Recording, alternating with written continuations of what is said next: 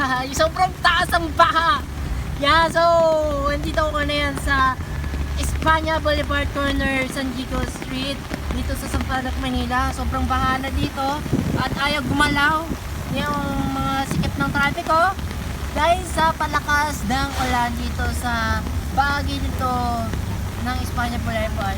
So yun.